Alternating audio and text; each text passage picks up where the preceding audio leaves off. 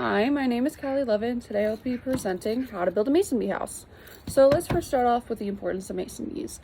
I live in Pennsylvania, and here mason bees are in a rapid decline. So to solve this issue, I decided that I want to build mason bee houses to be able to bring this population back to what it should be.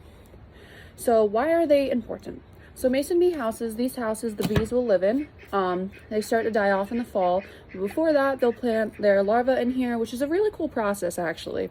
So they'll put mud in the end, they'll put their larvae in, and then they'll kind of like repeat that process, you know? But the way they actually put their larvae in is they'll put the females in the back and the males in the front so that the males will emerge first and protect the females.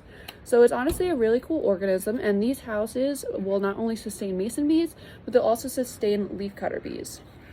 So a little bit more about mason bees is they are a non-aggressive type of bee.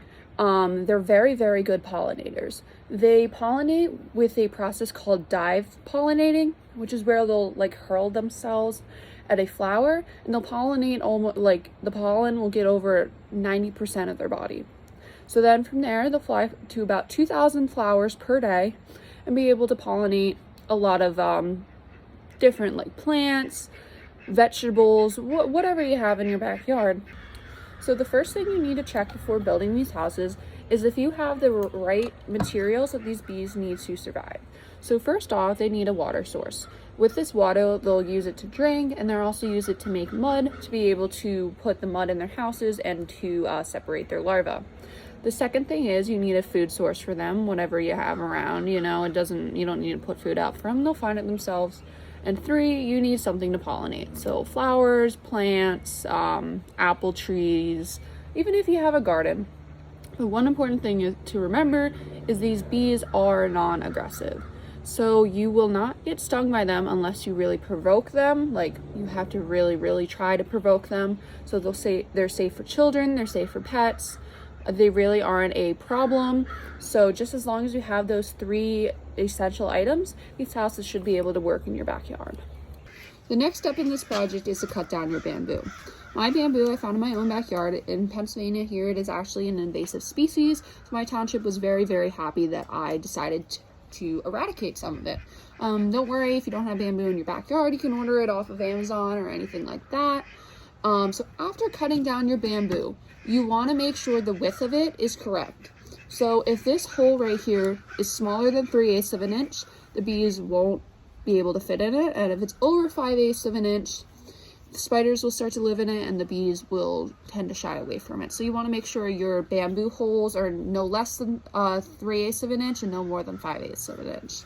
So after you ensure your measurements and cut off all like the branches and everything off of the bamboo, you want to cut your pieces into 6-inch pieces. Now this is very, very important.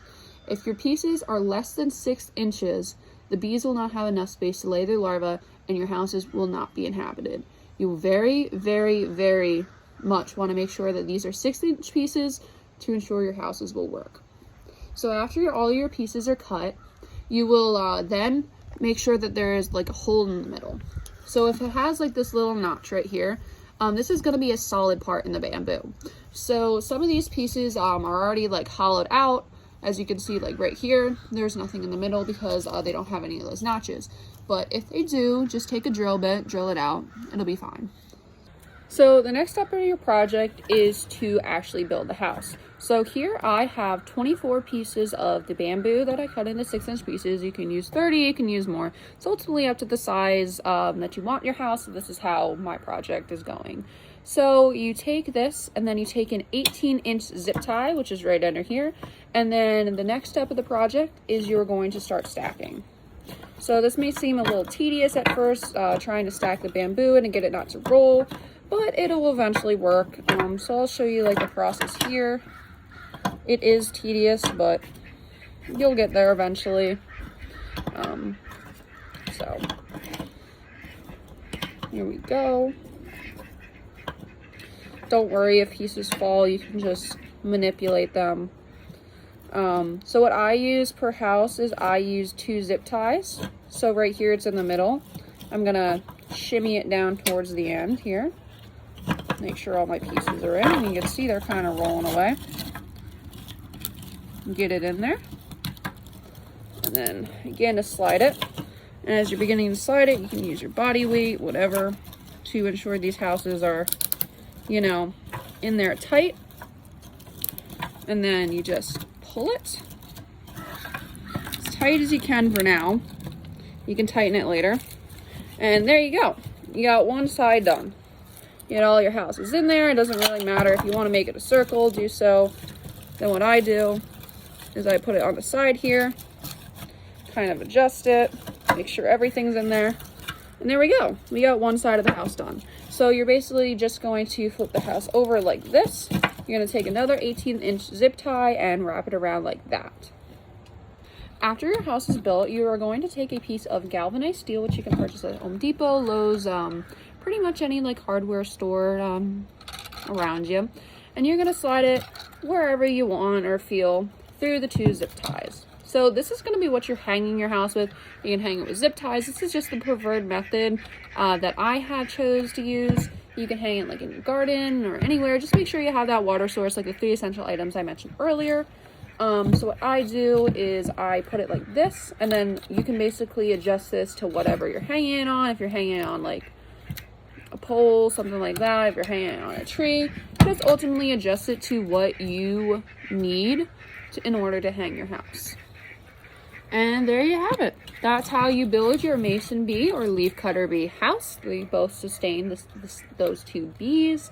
And yeah, so one important thing to note is these houses actually only do last 2 seasons, but as you've seen, they're very easy to make and they're quite inexpensive. For the total like cost I've spent on this project, it's really only been like $30.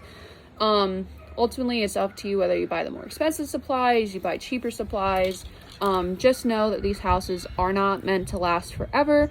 Just every 2 seasons, go out there and take down the house and put up new ones. So here you go. This is how to build your mason bee house, and I hope you enjoyed.